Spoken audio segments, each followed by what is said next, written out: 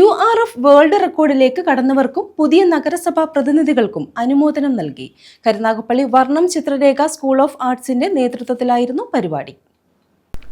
URF ലോക റെക്കോർഡിലേക്ക് കടന്നവർക്കും പുതിയ നഗരസഭാ അംഗങ്ങൾക്കുമാണ് അനുമോദനം നൽകിയത്.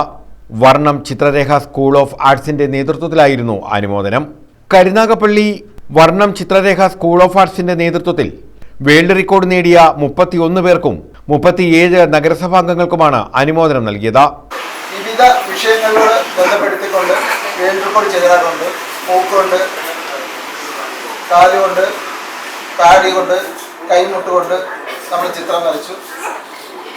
ഇന്ന് വരച്ചത് 2 കൈ കൊണ്ട് ഒരേ സമയം ചിത്രം വരച്ചാണ് നമ്മൾ വേൾഡ് റെക്കോർഡ് കരസ്ഥമാക്കിയത്. അത് URFന്റെ വേൾഡ് റെക്കോർഡ് അവർക്ക് അർഹതയായിരിക്കുകയാണ്.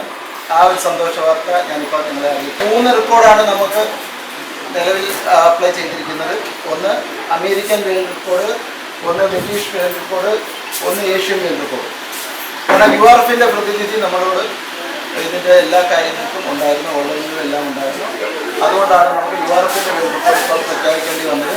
മറ്റുള്ള റെക്കോർഡ് 21 വർക്കിൻ്റെ കഴിഞ്ഞാലേ നമുക്ക് റെക്കോർഡ് ഓക്കെ ആവത്തുള്ളൂ, ഒരു പ്രഖ്യാപനം എത്തുള്ളൂ. അത് കഴിഞ്ഞാണ് നമ്മൾ ഷോ വിളിക്കുന്നത്. വർണ്ണം ചിത്രരേഖ സ്കൂൾ ഓഫ് ആർട്സ് പ്രിൻസിപ്പൽ അനി വർണ്ണം, നീലികുളം സിബു, നഗരസഭാംഗം സുനിമോൾ, PG ശ്രീകുമാർ, രാജേഷ്, സുനിത അനി, ടി പ്രസന്ന, ഷീന സിബു തുടങ്ങിയവർ പങ്കെടുത്തു.